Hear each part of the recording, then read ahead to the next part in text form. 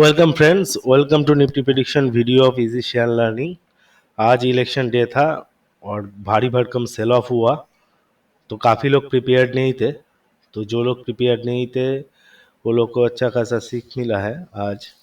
तो मैं इतना बोल रहा हूँ तो मैंने क्या प्रिपरेशन लिया था, जैसे कि लास्ट वीडियो में मैंने बताया था, लास्ट 3 इलेक्शंस का जो लास्ट पोलिंग फेज है, इलेक्शन रिजल्ट डे है, क्या होता है उस हिसाब से हम लोगों ने कल एक्सप्लेन किया था। उस एक्सप्लेनेशन के हिसाब से मार्केट तो अपना टारगेट अचीव कर चुका था, ये डाउट मैंने कल क्लियरली एक्सप्लेन कर दिया था। प्लस मैंने बोला था इन नेगेटिव केस सिनेरियो एक 450 पॉइंट्स का फॉल हो सकता है, जिसमें हम लोगों ने बताया था 22,900 एक बाइंग जोन हो सकता है और 22,775 उसमें स्टॉप लॉस रहेगा। लेकिन जहाँ पे मार्केट एग्जिट पोल बोलिए या खुद मोदी जी बोलिए, पीपल्स एक्सपेक्टेशन सब था 350 के आसपास निपटी जाएगा, एनडीए का सीट्स जाएगा। बट वहाँ पे जब प्राइमरीली दिखा कि सीट्स काफ़ी कम आ रहा है हिसाब से, तो मार्केट ने ट्रिगर कर लिया और फॉर्चुनेटली पहले 5 मिनट के अंदर ही मार्केट ने एकदम buying zone plus stop loss दोनों को ट्रिगर कर लिया था। तो जाहिर सी बात है वहाँ पे किसी भी तरह का बाइंग करने का कोई अपॉर्चुनिटी था नहीं। हाँ, हम लोगों ने कोई लाइव ट्रेडिंग सेशन नहीं करते, तो इसलिए मेन टाइम में कुछ भी सजेस्ट करना हम लोगों के लिए पॉसिबल नहीं था। लेकिन हम लोगों ने जो क्लियरली बताया था उसको कोई अगर थॉरोली फॉलो कर लेता तो आज का जो एंटायर सेल ऑफ था उससे बच जाता। तो ऐसा क्यों घटा, कैसे घटा, थोड़ा उसको पहले समझ लेते हैं कि प्राइमरीली 22,900 हम लोगों ने एक टारगेट लगा के रखा था जहाँ पे बाई कर सकते हैं, वो ब्रेक कर गया। तो उसके बाद जो वाइटल सपोर्ट था 22,775 वो भी इंस्टेंटली ब्रेक कर गया। तो एज ए रिजल्ट काफ़ी स्टॉप लॉस जो पहले से लगे हुए थे वो ट्रिगर हो गए एंड मार्केट सीधा पहले आधे घंटे के अंदर, मतलब 9:30 बजे के अंदर 22,300 के आसपास आ गया। तो तब तक बीजेपी का सीट, एनडीए का सीट मोटा मोटी 22,260-70 उसके आसपास था। तो उसके बाद काउंटिंग फॉरवर्ड हुआ, मार्केट भी थोड़ा बाउंस किया एंड जब काउंटिंग में 310 प्लस पहुंच गया था बीजेपी का काउंटिंग, एनडीए का काउंटिंग, तब निफ्टी भी करीब करीब 22,900 के पास चला गया था।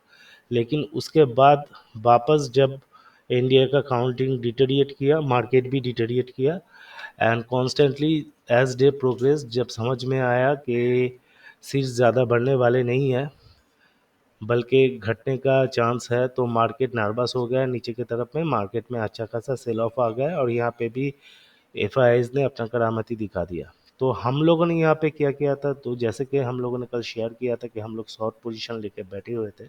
तो मार्केट जब primarily short stop loss trigger कर गया, मतलब 100 मूविंग एवरेज 22,775 का सपोर्ट प्लस 22,900 का बाइंग जोन सब ब्रेक कर गया, तब हम शॉर्ट कवर नहीं किए थे। हम लोग इंतज़ार कर रहे थे कि वापस 22,900 रिकैप्चर होता है कि नहीं। लेकिन ये मेरे फेवर में गया कि 22,900 कैप्चर नहीं किया एंड मार्केट वापस नीचे की तरफ में गया, जहाँ पे हम लोगों ने 21,400 का जो सपोर्ट हम लोगों ने मेंशन करके रखा था उसके आसपास मैंने अपना शॉर्ट्स कवर कर लिया। हालांकि मार्केट थोड़ा और नीचे गया। तो ये था सिनेरियो और कुछ नहीं। तो यहाँ पे देखिए बड़ा फॉल हुआ है, तो हम लोगों को टाइम फ्रेम भी बड़ा कर लेना है कि थोड़ा अभी लार्जर डिग्री में सोचना पड़ेगा, क्योंकि इतना बड़ा मूव के बाद माइक्रो मूवमेंट्स का ज़्यादा वैल्यू इमीडिएटली नहीं रहेगा। तो यहाँ पे हम लोग दे सकते हैं, ये डेली चार्ट है निफ्टी का। देखिए यहाँ पे पहले भी हम लोगों ने मेंशन करके बार बार बोला था कि जो राइजिंग चैनल है ये वेब 4 कभी भी हो सकता है या साइडवेज होके वेब 4 कंप्लीट कर सकता है, जिसमें मार्केट राइजिंग चैनल को सपोर्ट लेके चलेगा। तो आज एक जो इंटरडे फॉल हुआ उसको हम लोग प्राइमरीली वेब 4 पकड़ के चल रहे हैं।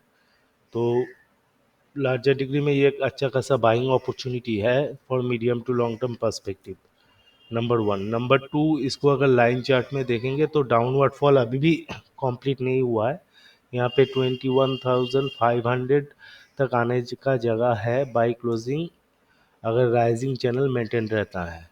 और अगर राइजिंग चैनल भी ब्रेक करता है तब भी रिट्रेसिव एंगल से 21,100 से 200 एक अच्छा खासा सपोर्ट है, and final stop loss will be 20,566। तो लॉन्गर टर्म पर्सपेक्टिव में ये एक अच्छा बाइंग अपॉर्चुनिटी मिल रहा है हम लोग को। तो आप बोलिएगा कि विजय इंडिया का ऐसा रिजल्ट आया तो हम लोग कैसे बाई कर ले लॉन्ग टर्म के लिए। देखिए, स्टॉक मार्केट जो है टोटल इकोनॉमी रिलेटेड है। तो इकोनॉमी पहले भी फ्लरिश किया था। यूपीए वन के, एनडीए वन के टाइम में भी रैली हुआ था, यूपीए वन के टाइम में भी रैली हुआ था, यूपीए टू के टाइम में भी रैली हुआ था। तो 2014 में जब मोदी आया था तब टोटल सीट था 336, उसके जगह हम लोग अभी है 297 आई थिंक, जब मैं रिकॉर्डिंग कर रहा हूँ तब तक। और बीजेपी के इंडिविजुअल था 282, अभी है 240 प्लस। तो 30-40 सीट्स जस्ट घटे हैं, लेकिन government as it is Modi का ही बनने वाला है। और 2019 में आप देखिएगा जब मार्केट इतना ज़्यादा अच्छा रिजल्ट आया था, इंडिया 353 बनाया था और बीजेपी खुद 300 क्रॉस कर गया था, लेकिन तब तो मार्केट में करेक्शन आया था। प्राइमरीली एक छोटा सा रैली के बाद अच्छा खासा गिरावट आया था, फिर हल्का रैली चल के 2020 में वापस क्रैश हुआ था बड़ा सा। तो उस सब से कुछ आना जाना नहीं है। मेन मार्केट को क्या चाहिए, मार्केट को गुड ग्रोथ ट्रेजेक्टरी चाहिए economically and fundamentally, plus stable government चाहिए। तो वो हम लोगों को वैसे भी मिल रहा है अभी भी। तो ऐसा नहीं कि इंडिया जोट आ जाता तो बहुत कुछ खराब हो जाता, ऐसा भी नहीं है। इंडिया का अगर ग्रोथ होना है, India is good growth trajectory में है, तो वहाँ पे चाहे कोई भी रहे ग्रोथ तो होना ही है। लेकिन गवर्नमेंट अच्छा खासा आएगा और स्टेबल गवर्नमेंट आएगा तो पॉलिसी मेकिंग में सुविधा होगा, जो मार्केट के लिए और बूस्टिंग होता है। तो यहाँ पे हम लोग को मोदी गवर्नमेंट मिल रहा है एज पर एक्सपेक्टेशन, मार्केट को अगर चाहिए। Number one. नंबर टू, अच्छा खासा पोजीशन में मिल रहा है। सिर्फ डिफरेंस यही है कि BJP individually majority mark cross नहीं कर पाया है। तो आगे चल के अगर वो एनडीए का कोई भी अलायंस निकल जाता है तब जाके पॉलिसी मेकिंग में या बिल पास कराने में कुछ दिक्कत होता है। लेकिन अभी तक हम लोगों को ऐसा कोई फाइनेंस ओरिएंटेड बिल नहीं देखा जिससे स्टॉक मार्केट को बहुत कुछ वेरी हो जाएगा। तो इसलिए हम लोग यहाँ पे सिंपली सोच सकते हैं कि हम लोग को एक स्टेबल गवर्नमेंट मिलने वाला है अंडर मोदी लीडरशिप, जो आगे चल के जो ग्रोथ ट्रेजेक्टरी है उसको कंटिन्यू रखेगा। आज मोदी जो रेलवे में रिफॉर्म्स कर रहा है, ऐसा नहीं है कि उसको सीट घट गया तो रिफॉर्म्स घट जाएंगे। तो वो पावर में आएगा, फिर बजट आएंगे, फिर रेलवे डिफेंस में जैसा रिफॉर्म्स चल रहे थे चलेंगे।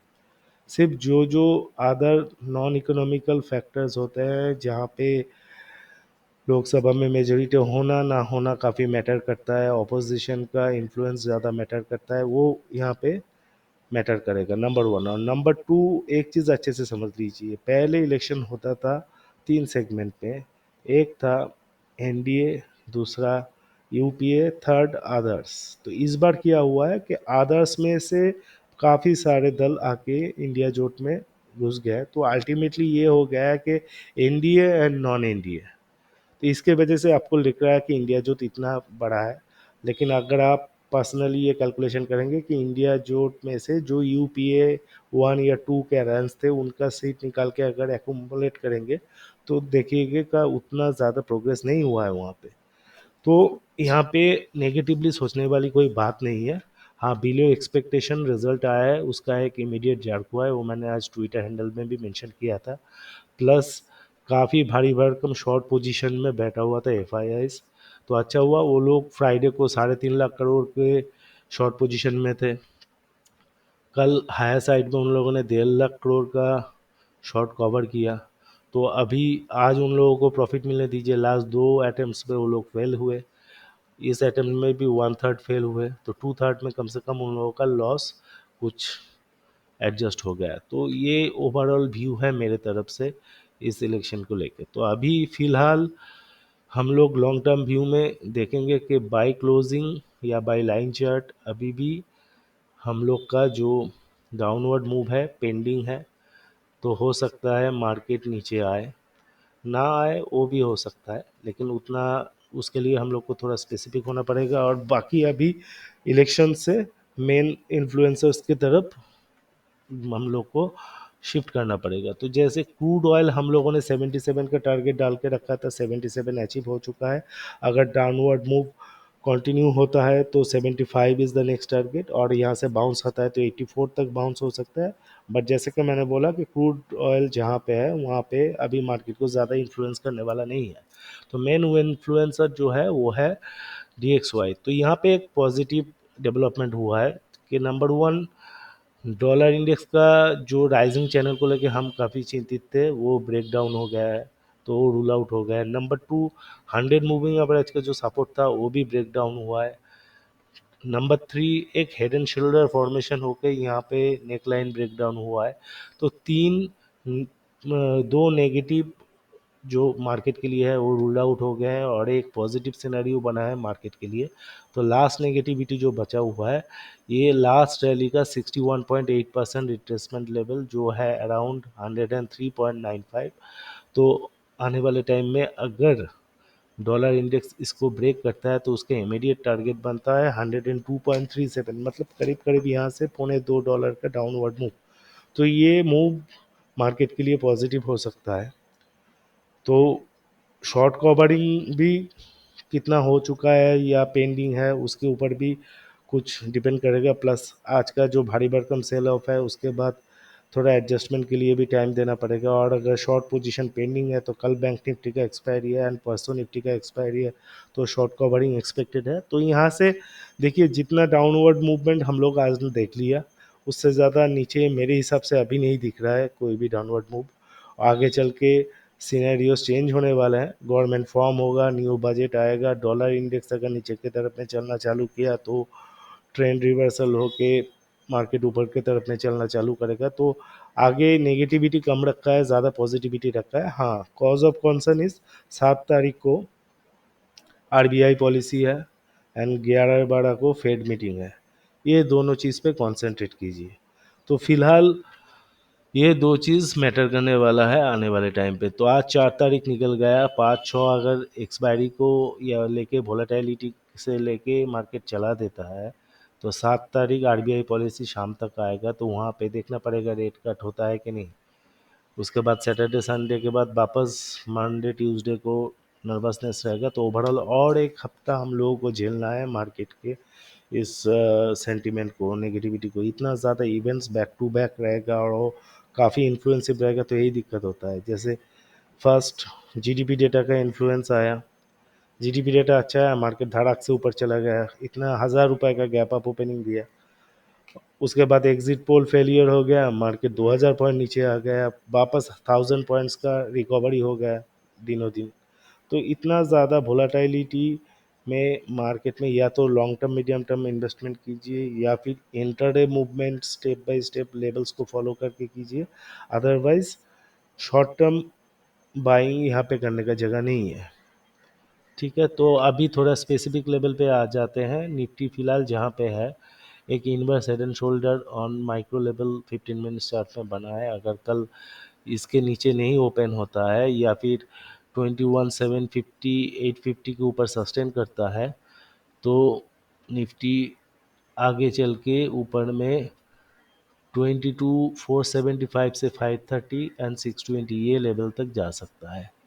उसके बाद ये लेवल को सस्टेनेबली ब्रेक करता है कि वापस यहाँ से एक रिवर्सल आता है, उसके ऊपर हम लोग डिस्कस कर सकते हैं कि देखिए यहाँ पे 2000 पॉइंट्स का फॉल हुआ, 1000 पॉइंट का ये हुआ, इसलिए मैंने दिखाया कि कैंडल चार्ट में आपका रिट्रेसमेंट कंप्लीट हो चुका है वेव 4 का। बट अगर हम लाइन चार्ट देखेंगे वहाँ पे अभी भी डाउनवर्ड पोटेंशियल पेंडिंग है। तो यहाँ से ऐसा हो सकता है कि मार्केट सीधा नीचे आए, और अगर शॉर्ट पोजीशंस है शॉर्ट कवरिंग के चलते मार्केट इधर से ऊपर जाके फिर नीचे आ सकता है। ये दूसरा सिनेरियो है। एंड तीसरा सिनेरियो ये है कि मार्केट इधर ब्रेक करके ऊपर की तरफ में चला जाए। तो सामने इवेंट्स स्टेप बाय स्टेप है, प्लस लेवल्स भी स्टेप बाय स्टेप है, इसलिए हम लोगों ने तीनों प्रोबेबिलिटीज़ को मेंशन किया कि जब तक 750 से 850 होल्ड कर रहा है, हम लोग ऊपर की तरफ में सोच सकते हैं 22,530 से 620 जोन तक। और अगर ये होल्ड ना करके नीचे आता है तो मार्केट नीचे 21,200 से 21,100 तक नीचे आ सकता है। और ऊपर जाने के बाद भी हम लोग देखेंगे कि ये यहाँ पे क्रॉस कर रहा है कि वापस नीचे आने का मूड दिखा रहा है। तो ऐसे ही मार्केट को फॉलो कीजिए और लॉजिकली सोचिए कि यहाँ पे पैटर्नली ज़्यादा कुछ बड़ा चेंज नहीं हुआ है। ये कंसोलिडेशन साइडवेज होके करेक्शन कंप्लीट हो सकता था, उसकी जगह सीधा करेक्शन हुआ। और अगर हम लोग लाइन चार्ट देखेंगे कि आप देखिए अभी भी हम लोग कंसोलिडेशन ट्रेजेक्टरी में भी है, हो सकता है आने वाले टाइम पे मार्केट यहाँ से वापस 22,700 800 जाए, फिर वापस नीचे 21,700 800 तक आए, ताकि साइडवेज मूवमेंट जो साइडवेज कंसोलिडेशन वो कंप्लीट हो और राइजिंग चैनल में सपोर्ट ले, तो कुछ भी हो सकता है। तो मेरा इतना डिटेल में लॉन्ग टर्म एक्सप्लेन करने का यही मतलब है कि यहाँ पे किसी भी तरह का पैनिक होने का कोई गुंजाइश नहीं है, ज़्यादा कुछ चेंजेस नहीं हुए हैं। बंगाल और यूपी के रिजल्ट के ऊपर कंसंट्रेट मत कीजिए as per as Lok Sabha election are concern. हाँ, कुछ मार्क्स कम हैं लेकिन हम लोग अच्छी तरह से पास कर गए हैं।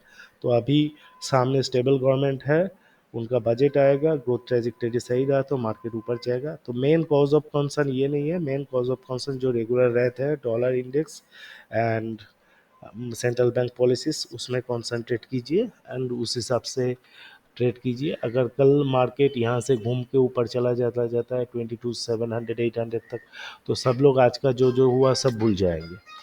तो ये इस चीज़ को, हाँ, ये ऐसा एक्सपेक्टेड नहीं था, हम लोगों ने भी इतना डाउनफॉल एक्सपेक्ट नहीं किया था, लेकिन फॉर्चुनेटली लॉजिकली एंड जो स्ट्रेटेजी हम लोगों ने लिया था उससे हम लोगों को काफ़ी अच्छा खासा प्रॉफिट हुआ है। लेकिन फ़िलहाल के लिए हम लोग काफ़ी सारे शॉर्ट पोजीशन जो थे 21,400 के पास पास जब आया मार्केट, हम लोगों ने कवर कर लिए थे।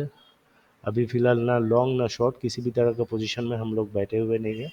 तो कल जैसे आप लोगों को गाइड किया उसी हिसाब से मैं भी ट्रेड करने वाला हूँ। तो एनालिसिस को समझिए। और जो पैटर्न है, सब समय हर समय मैं बोलता हूँ कि पैटर्न मैटर्स। पैटर्न अगर फॉलो किए हुए रहते आप लोग, या अगर सीख गए हो आगे चल के फॉलो करोगे, तो यहाँ पे आप लोग सेफ पोजीशन में बैठे रहते। तो फिलहाल यही है, अगर वीडियो अच्छा लगा है तो please do like share and subscribe. Thank you for today.